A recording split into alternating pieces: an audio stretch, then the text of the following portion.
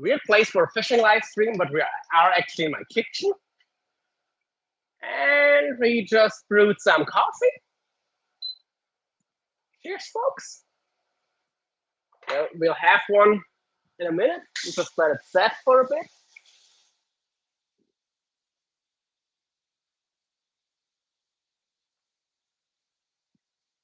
Guess I am still in my workout clothes. Oh well. Let's see it.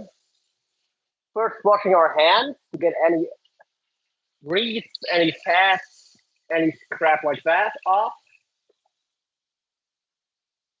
Hi there, first like. Thank you very much.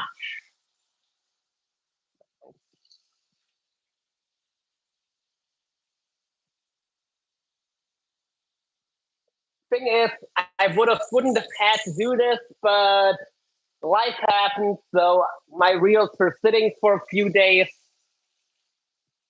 and after they've cleaned, I don't want to let them go for more than a day before I apply the first coat of a ceramic wax. That way, no dust really has time to collect on it or anything like that. So yeah, but just give them another clean.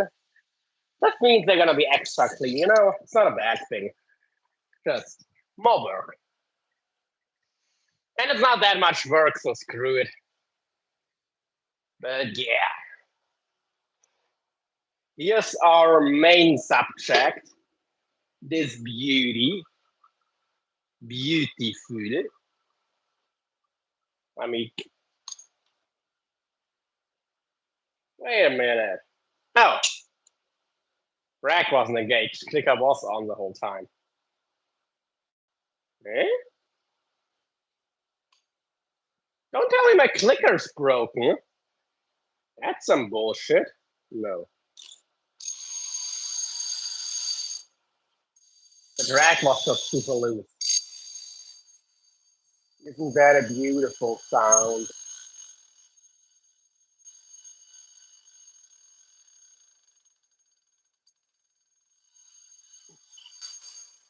Anyway,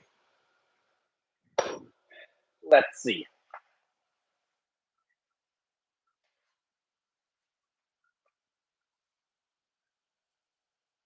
Good. Also, this time, let's see. Let's just use a proper rack this time because we have one that's completely fresh, out of the, freshly washed. Well, let's wet it. Squeeze it out super, super, duper dry.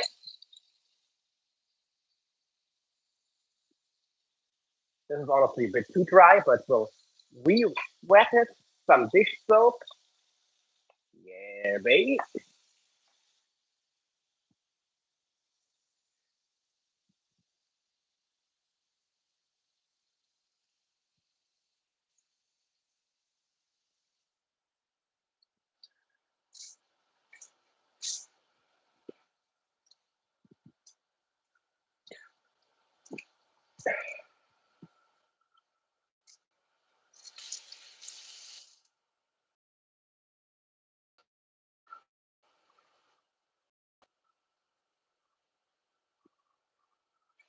Let's give this reel a good scrub down.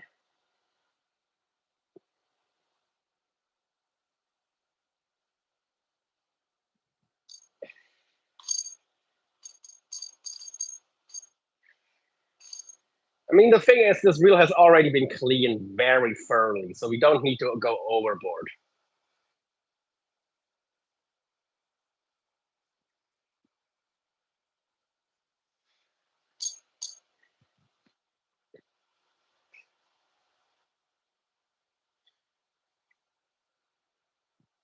John Cena! What's up, man?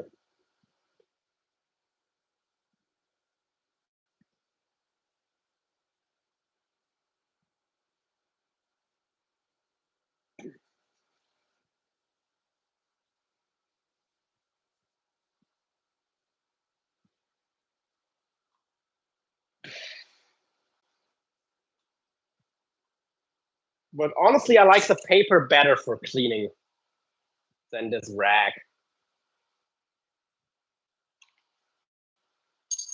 Right now, it doesn't matter, but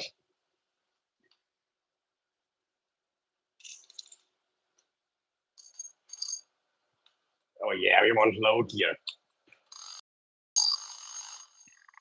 How late are you staying up? I don't know, man. As long as I'm awake.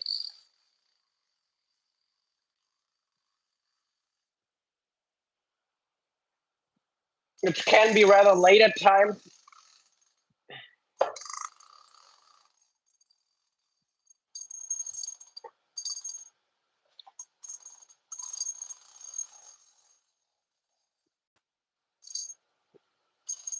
I stay up till I go to sleep. Till I actually fall asleep, let's say. Not a fixed time, never worked for me, unfortunately.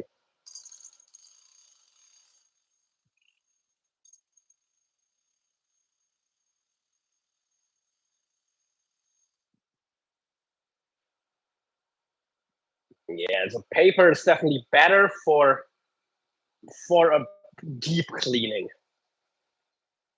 For like surface cleaning, this is how I might clean it a real if it's already been serviced. But I'll definitely use paper for the other two reels just because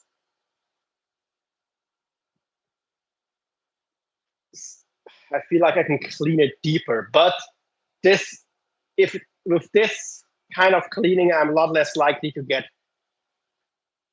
any contamination into the reel. But right now, I don't really care about that too much.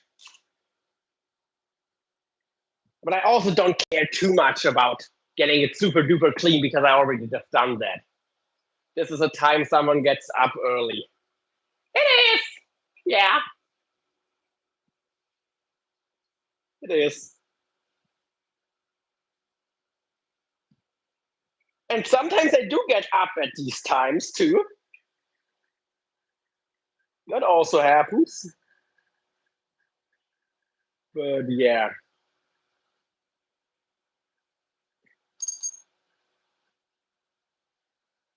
They actually, I actually used to get up at these times quite regularly.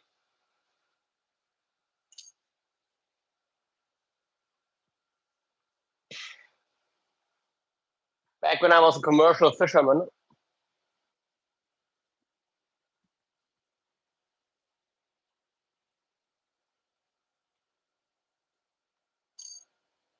Honestly, I kind of, yeah, the paper definitely is gonna get it cleaned more thoroughly.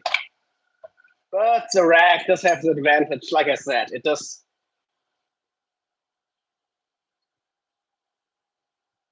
a good job of not soaking the reel or anything like that.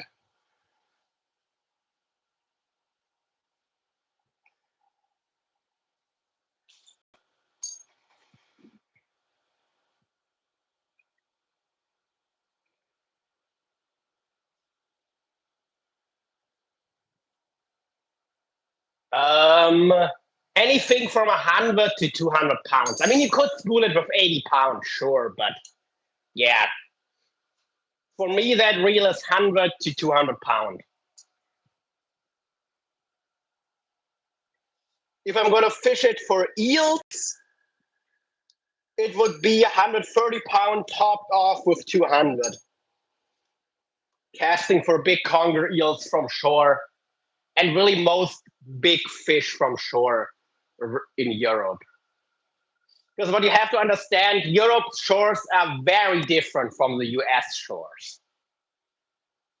The closest would be California, I think. You don't need to generally you don't need your baits to cast it out that far, but you do have a lot of rocks and stuff. So you do need a lot of abrasion resistance and stopping power to keep fish away from snags and stuff like that. I mean, there's literally places where 5 meters, like that's what, like 15 yards sorry, 15 feet out, 15 feet from shore, you have 100 or even 200 feet of water. That you can have 200 feet of water 15 feet from shore. We have that crap over here, you know? But the thing is, there's a bunch of rocks this big that want to cut your line. And if a fish dives down there and yeah, just yeah.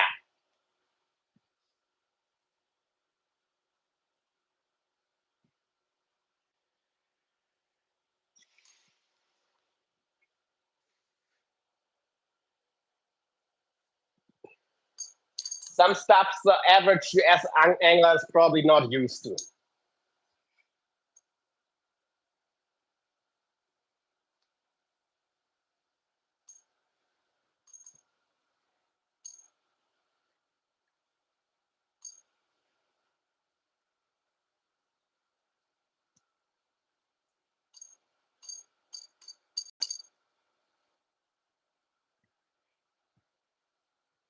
Okay, honestly, this will be enough for today.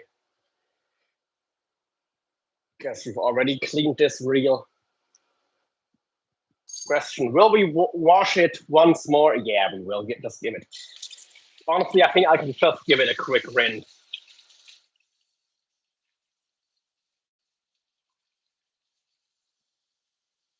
Then dry it off. Then yeah, that'll be it. You don't need to overthink it.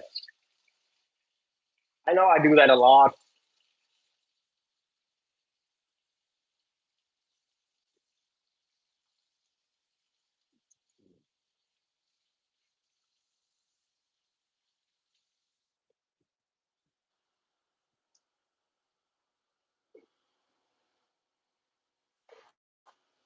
Clean paper towels.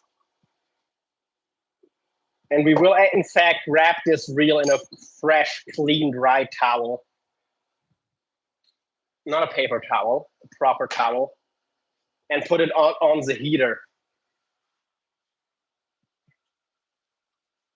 Then we'll have us a drink, decaf coffee, nothing with alcohol. We don't do alcohol here for reasons. No, nothing to do with addiction, but yeah. Something else. Actually, I can just say someone I really care about has a lethal for alcohol allergy. So if I come close to them and had a drink in the even just like long enough that I'm sober again, but I could still have too much just in my breath to make them have an anaphylactic shock. So that's why I completely stay away from any form of alcohol. I've always been very responsible drinking, but yeah, cannot risk someone's life just to have a glass of whiskey. We have jetties made from piled up rocks. So grab your rigs and cut it off. Yeah, but you know we have shit where at some places it drops down 1,000 feet or so from shore, straight down. Do you have places where it drops down to 1,000 feet and you can easily cast into over 1,000 feet of water in natural structure? Because I've done that. I've fished in 1,000 foot of water from shore, casting, or sometimes just dropping, which is pretty wild. I mean, I think I've even casted once into 1,000 feet of one session. It didn't pay off, but I did cast into 1,000 feet of fresh water from shore.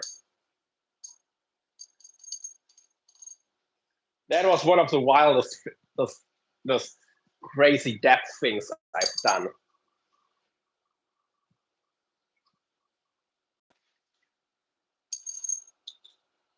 At one point, I started to just drop the bait rather than cast it because I got tired of reeling it all the way up.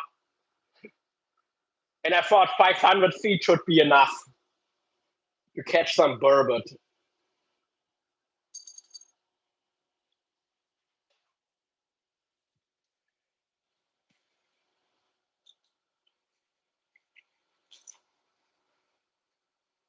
Yeah, I mean, this reel is pretty much bone dry already.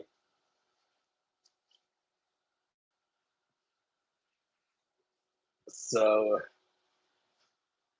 thing is, I don't want to wash it with touch it with my hands, because your hands always have a little grease residue on them. So,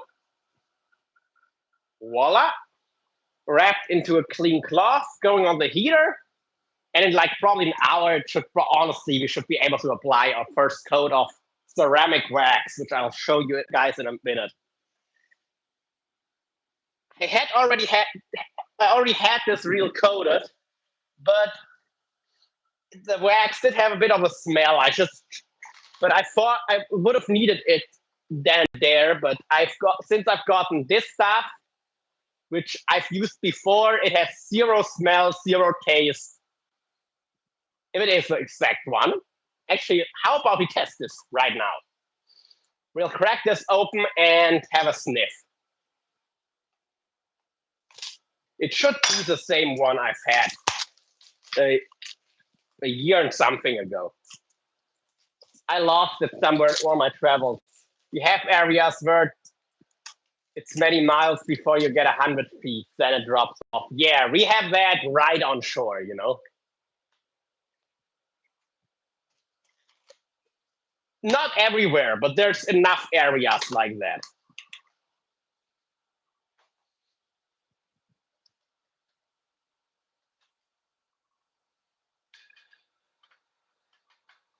Mm.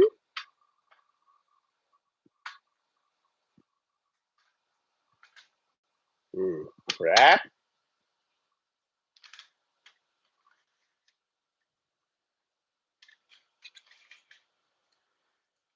It does have a little bit of a smell. I'm not convinced. Actually, or does it?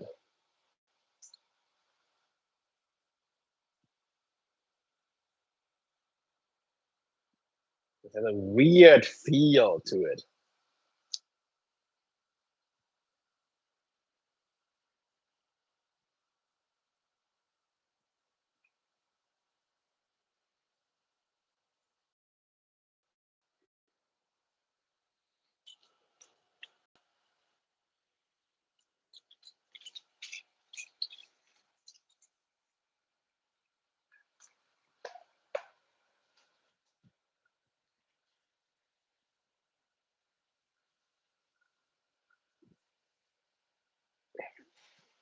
I don't know. It's not the exact same that I've used before.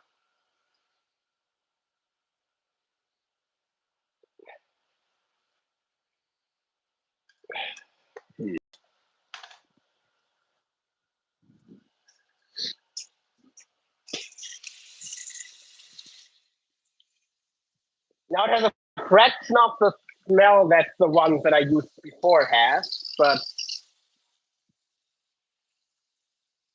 I don't know. Should I use it? Should I not use it? Thing is, what we just did was for nothing if I'm not going to use this.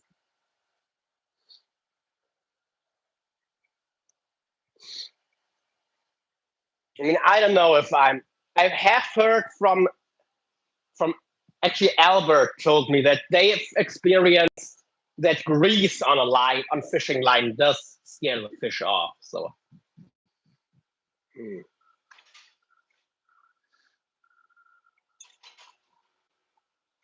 Let's have some coffee.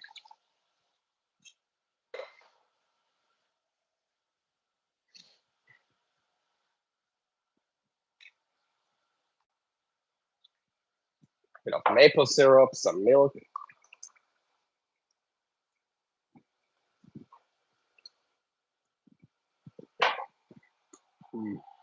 I don't know. Should I use it? Should I not use it?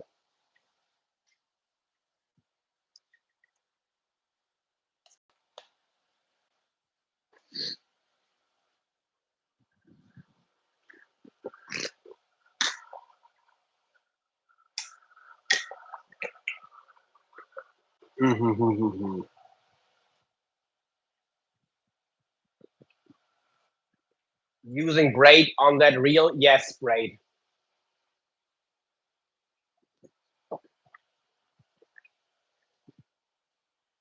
I mean, the other two reels can definitely use another wash. Just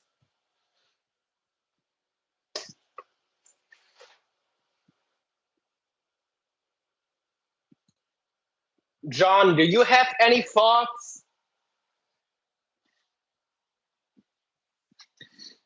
If a grease has a slight taste and smell, not strong, do you think fish are gonna care?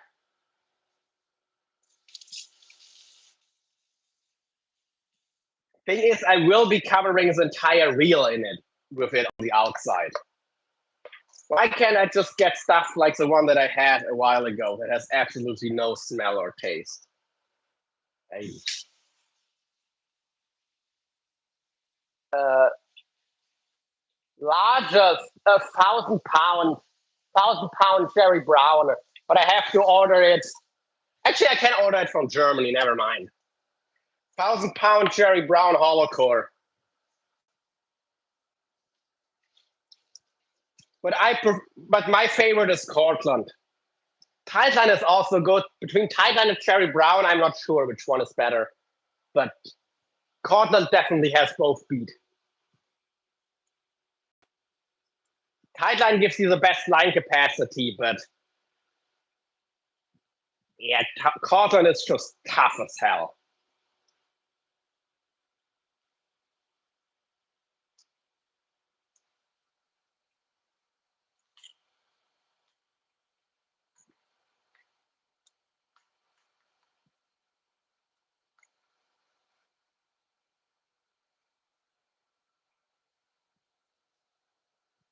They can't be too concerned with it. The amount would be so small. I mean, I've had fish get wary of the wildest stuff, but yeah. You know Albert Satuccia, right? He says they've experienced that grease on the line that definitely gets fish to stop biting.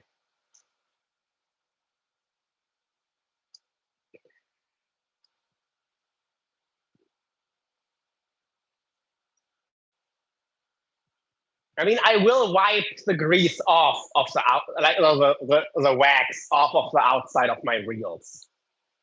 I will be wiping it off completely. The thing is just for freshwater here, for catfish and eels is where I'm concerned. For saltwater fishing, I wouldn't worry, but eels and or catfish, mind you, they're a lot more skittish than the ones you've got over there. That's where I'm not sure. Then again, I mean, I've had that might be coincidence, not correlation. Fair, yeah. I mean, to be fair, also, no one else is using this stuff on their reels, so they couldn't be used to it. I mean, how many times do you get your line on a spinning reel twisted around the arbor and you just unwind it and that I've never felt like that really made a difference. I never liked it when some of that dirty grease from your reel shaft ends on the line, but I've never seen it actually. I don't know. It doesn't really seem to be enough to affect your catches.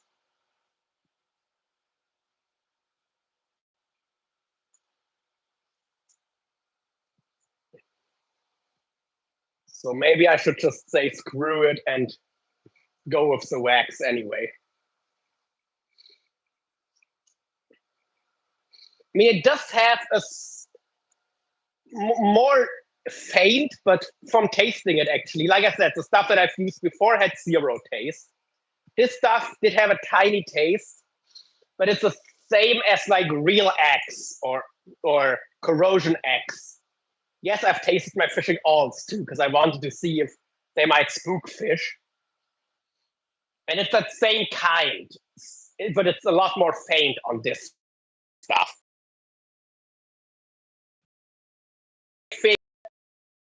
I'm gonna put in my on my reels any problem.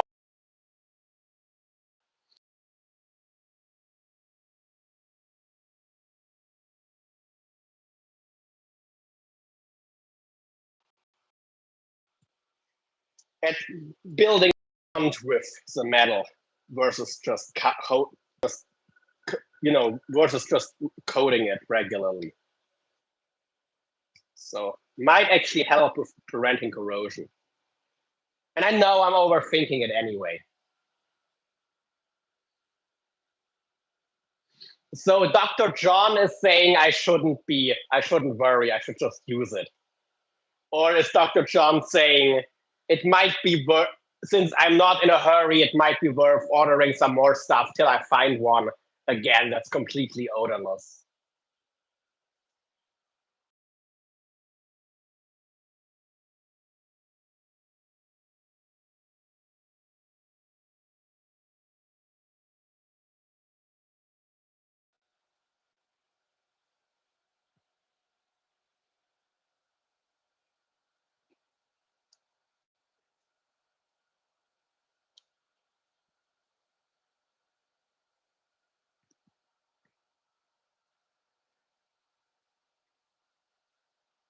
And yeah, that little Abu ambassador.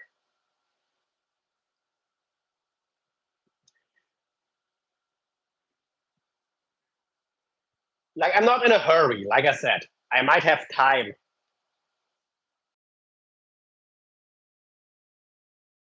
I have to taste it on the line by the hook. 5 millimeter of grease will eventually 0.5 millimeter fall off.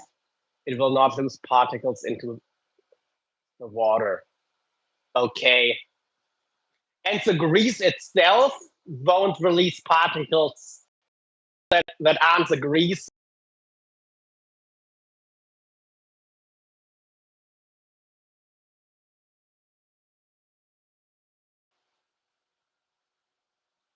And of course, the line on the hook, it shouldn't have anything like that on it.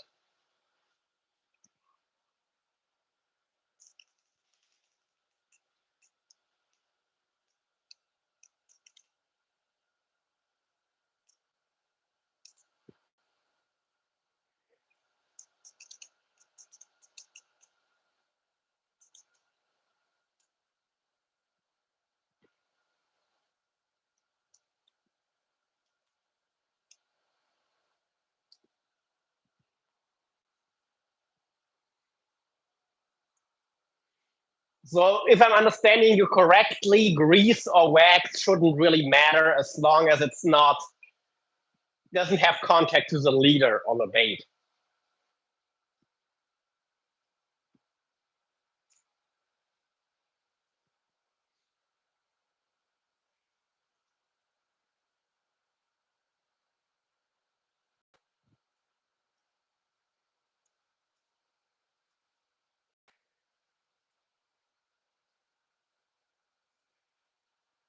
Okay, right now I'm actually decreasing the worm shaft gears, the worm shaft line lathe thingy here, trying to get as much of that grease off as we can.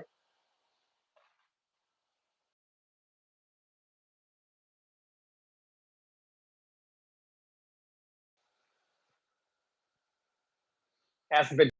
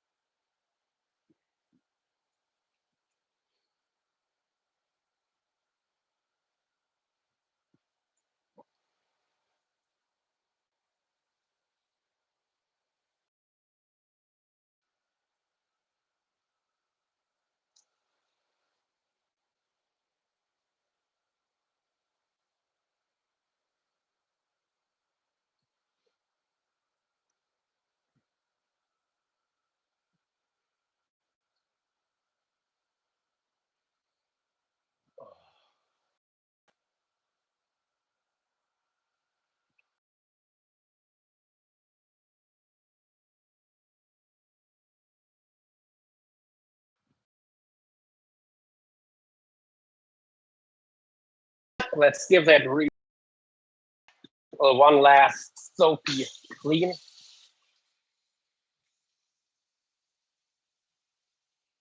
Of course, this is also stuff that you only really are concerned with as a bait fisherman, as a lure fisherman. You're fishing lures, all these tiny details really don't matter.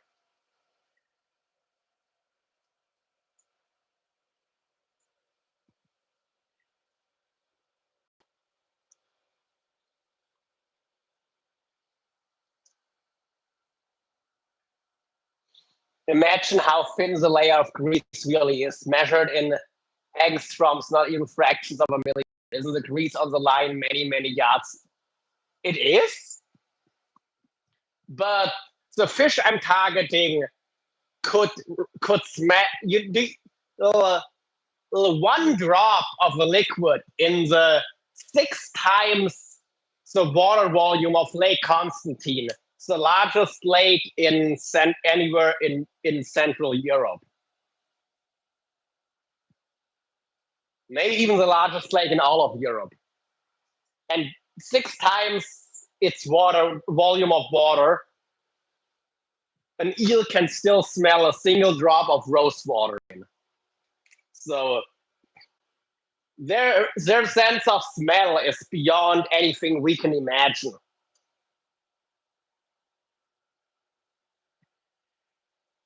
And the reason they have this smell is because when the glass eels arrive on the coast, they can actually smell or the nutrient density and the amount of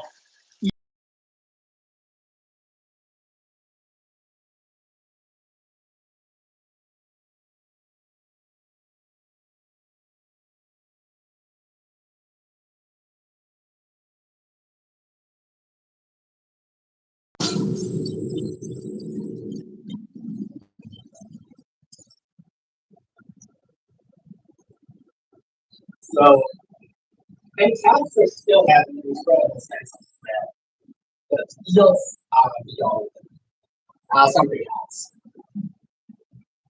Then again, I have caught many eels with. I I truly don't know if it makes a difference at all.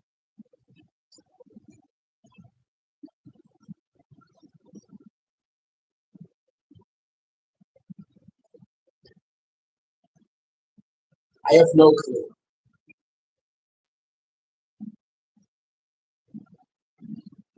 Not even one.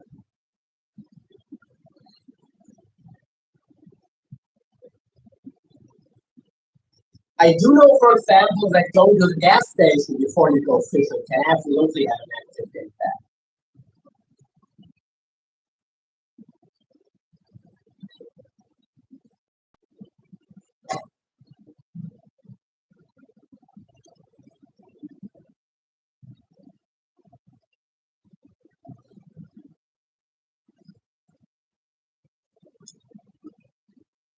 Rub fish mash and fish oil on your line.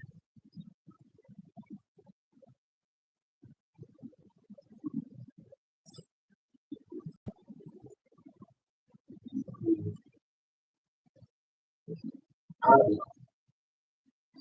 I just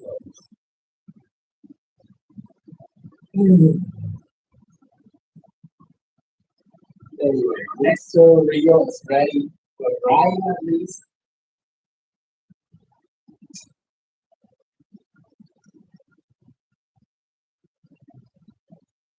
Oh, yeah. Like, I have almost no doubt they can smell. The question is if they're going to care about That's more of a question.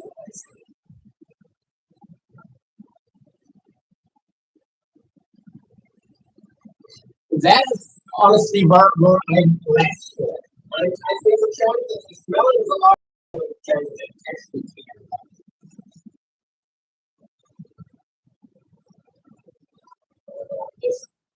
Just real definitely.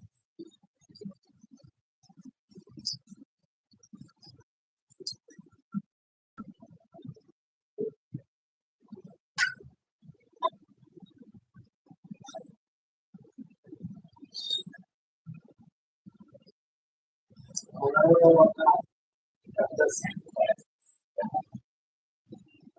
happened? What is this last about the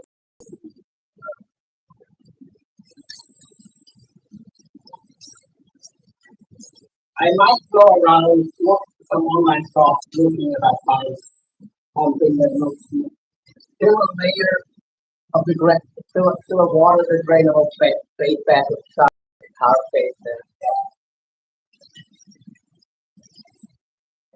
and what that's gonna do, I mean it's gonna attract the fish sure. It doesn't reverse the fat smell.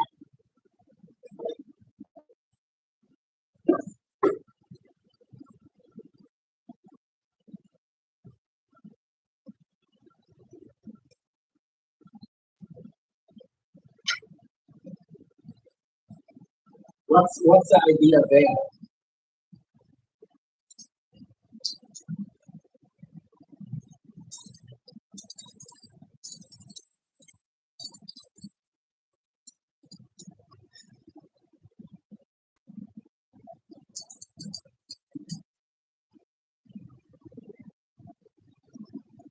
And like I'm honestly curious.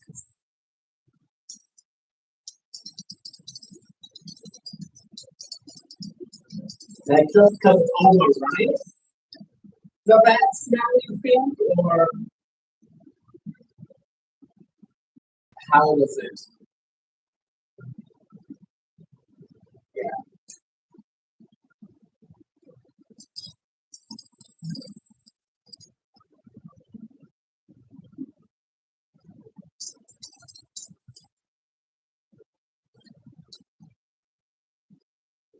Yo, don't do damn. Do that damn. Audio's choppy like you're underwater. Oh, that shouldn't be. Weird. Is it is the audio better or worse now, John? Is it better, worse?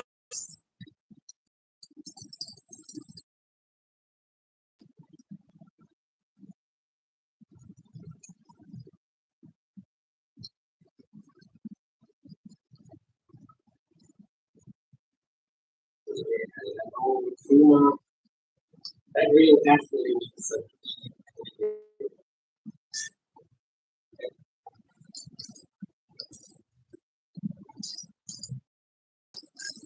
Or if I really go there.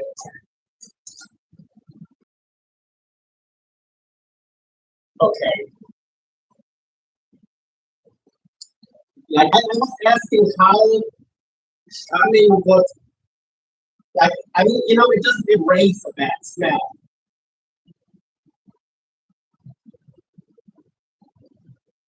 I know I'm probably worrying way too much about this. Yes,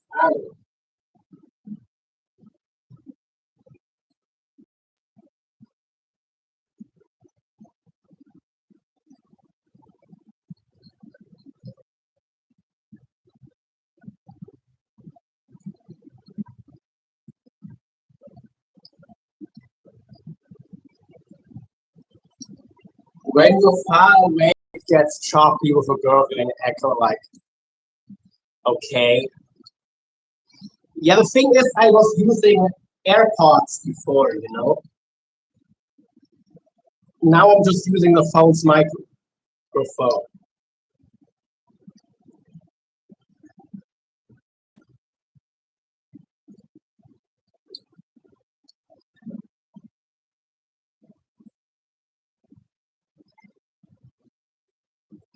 Anyway,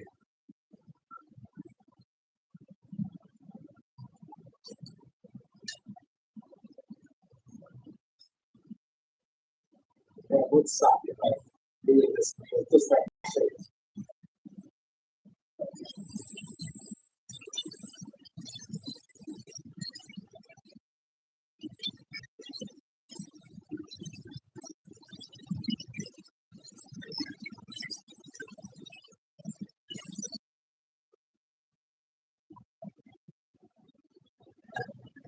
Or maybe it just needs some proper service.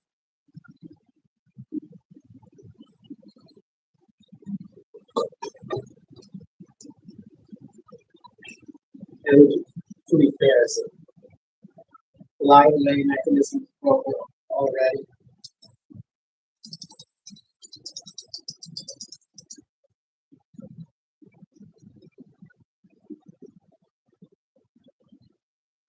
Yeah, I'll have to think about Reese one. Can you go out this spring? No, probably not.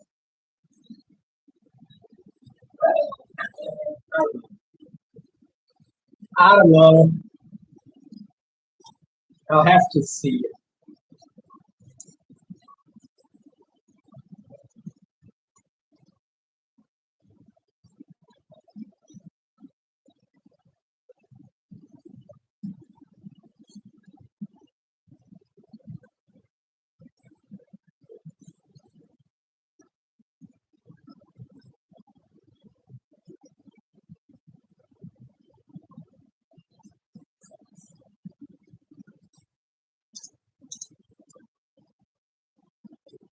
Like non-regular, that's what that's kind of the issue.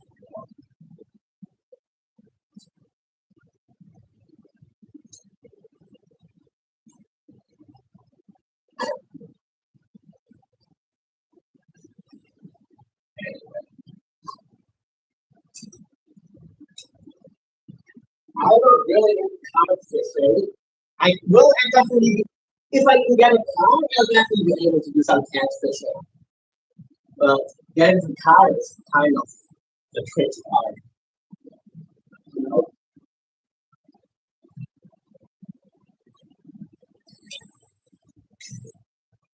I am looking into it. So there's of course money without help, that's kind of good. But once the help, of course, there's always a bunch of conditions and finding the right car is tricky still.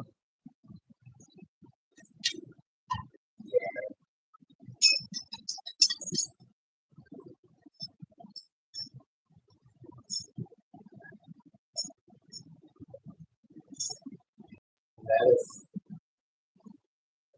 a bit of a tough. Yeah, I would start visiting that Reno blog, but I don't really want to start. Like, if I'm not a fan of the wax, the smell is getting worse. It's not from the coloring, it's from that one other wax, but it's still significant. Anti-fishing maniac Mark is getting disappointed with catfish recently because they're not biting, or because he's just trying to catch them. I know Cindy has been playing with catfish.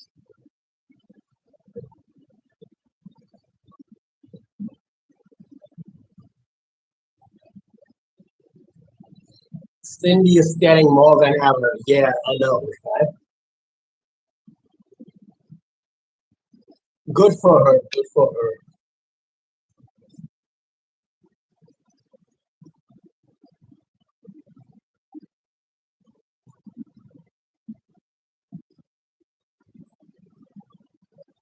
And yeah, definitely. I have to see. You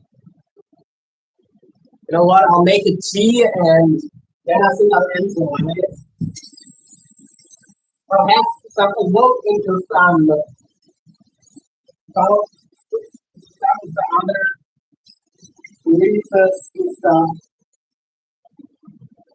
I mean, I could also just use food grade spreadable canal bags. That would be the for sure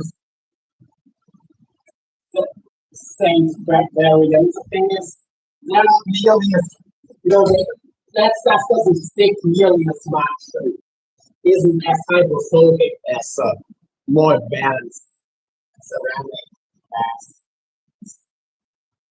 kind of stuff is.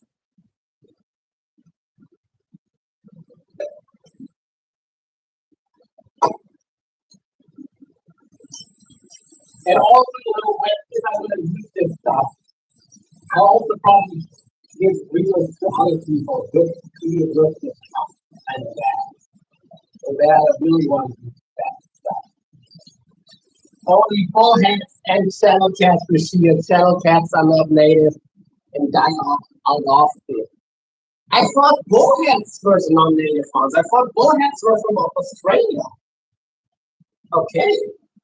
Learn something new. Bullheads are actually native over there.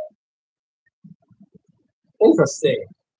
Yeah, the only ones we get here are introduced channel cats and of course the native, or depending on the country, sometimes native European catfish. And in southeastern Europe, there's also another kind of catfish that is, well, basically like European catfish, just a bit smaller. Really, not too special. It's like the regular ones, just a bit small and a lot more restricted in terms of native range.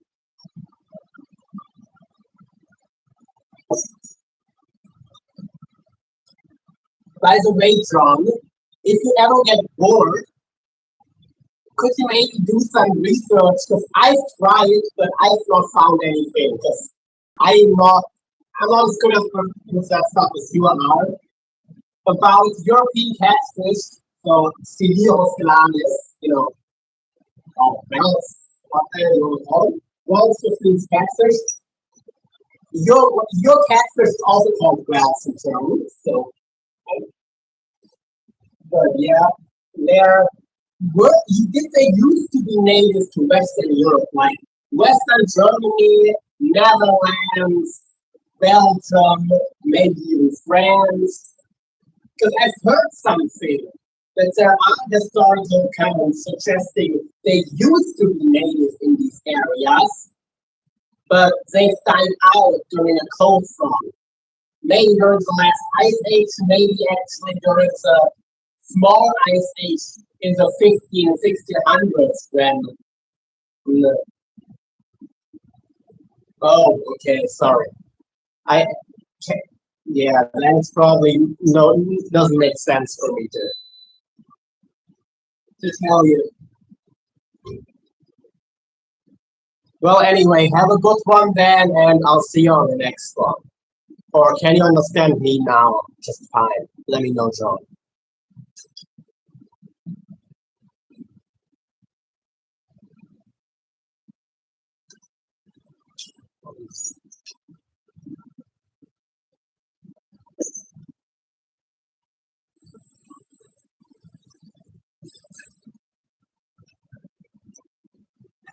So, yes, okay. Well, I asked you if when you have some time, because I tried to, but I couldn't find anything.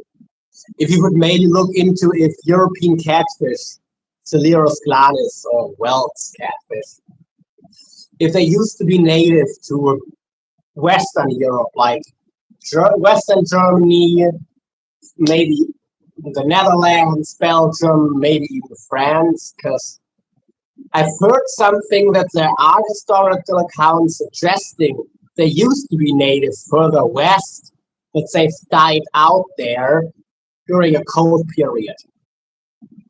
Maybe it was a cold period when, after the Americas were discovered by Europeans and all the Central American high cultures collapsed. A lot of rainforest regained territory in just a few decades, which actually caused the cold period worldwide by all the carbon dioxide being taken up. So that, or maybe even a cold period before, could have maybe driven our catfish to extinction. And maybe they are actually native here, because from what I understand, here in Western Germany, they're not a native species.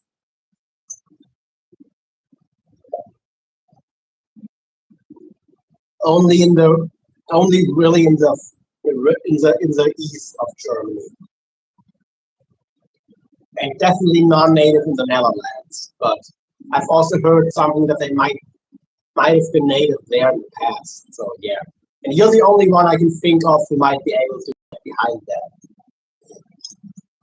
If it isn't true, then where that myth comes from? Because yeah, because here I've always treated them as an invasive species.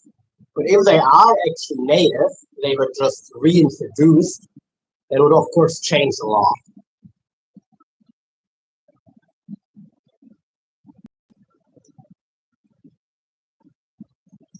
So yeah.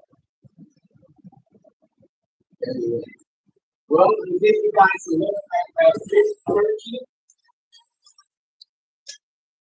how that's coming along.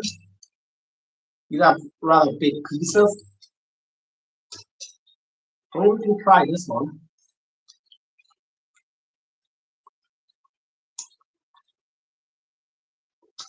Not really jerky yet. Oh, I'm getting there. Getting there.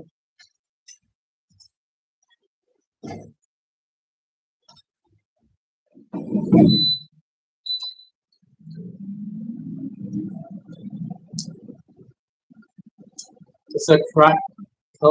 Yeah.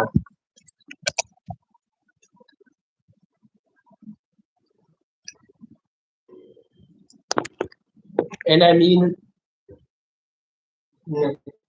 I know that our catfish, they are very, and actually,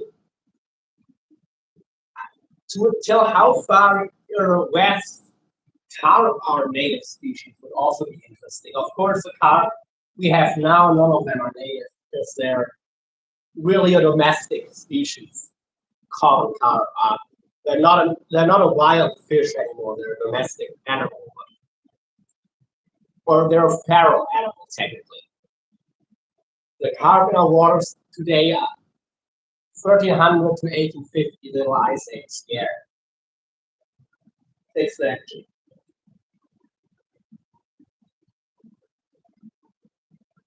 And catfish, like just a few decades ago, here they could only like one every decade they only had 1 or 2 years that were warm enough for them to successfully reproduce. So it being not that much colder would have been enough that they just could not reproduce. Period. And they could have absolutely died off from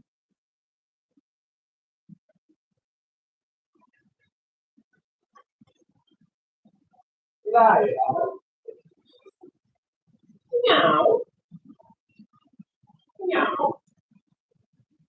Yeah. Lila, your claws. Be careful, please. And here's some pussy for y'all.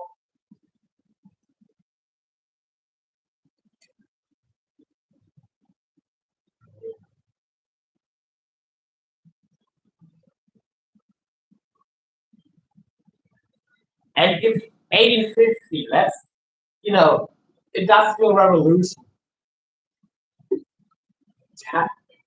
People moved catch and completely overfished too and could have a big effect. Yeah, that too.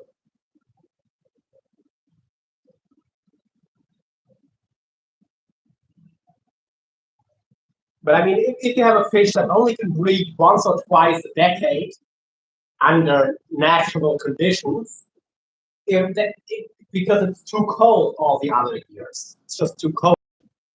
It doesn't take much for it to be, yeah, for it to just be too cold, period. Which is why it's just getting a little bit warmer has caused catfish to become so much more common over here. It is just a European thing.